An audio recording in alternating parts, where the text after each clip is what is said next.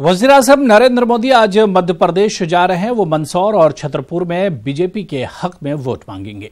आपको बता दें कि किसान आंदोलन के बाद ये पहली बार होगा जब वज़ीर-ए-आज़म मोदी मंदसौर में रैली करेंगे।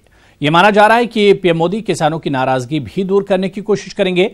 तयशुदा प्रोग्राम के मुताबिक पीएम मोदी 10:30 बजे छतरपुर पहुंच गए हैं, जहां बाबूराम स्टेडियम में उनकी अवामी रैली एक तरह से हुई और इसके बाद मंदसौर के लिए भी वो रवाना होंगे। 2:30 बजे पीजी कॉलेज ग्राउंड में रैली से खिताब करेंगे। वज़ीर-ए-आज़म की रैलियों को देखते हुए सिक्योरिटी के सख्त इंतजाम किए गए हैं। तो मध्य प्रदेश में सियासी पारा चढ़ चुका है। असेंबली इंतखाबात के लिए हर पार्टी के स्टार लीडर इंतखाबी मैदान में कूद गए हैं। कांग्रेस सदर राहुल गांधी भी मध्य प्रदेश में पूरी ताकत के साथ मरकजी और रियासती हुकूमत को निशाना बना रहे हैं। आज भी वो बुंदेलखंड में हुकूमत की नाकामी को उजागर करेंगे।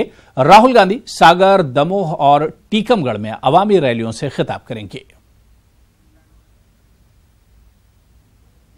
तो मध्य प्रदेश असेंबली इंतखाबात ज्यों-ज्यों करीब आते जा रहे हैं, सियासी गलियारों में हलचल भी तेज होती जा रही है।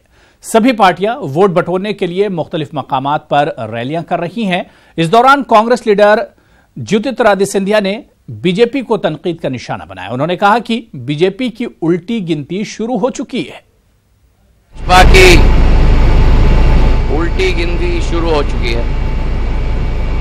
28 तारीख को प्रदेश की 7.5 करोड़ जनता, मुझे विश्वास है कि ये भ्रष्टाचार, अत्याचार और शिष्टाचार, इन तीनों चीजों के चरित्र की सरकार को जनता प्रदेश की विदाई करने के लिए आतुर है।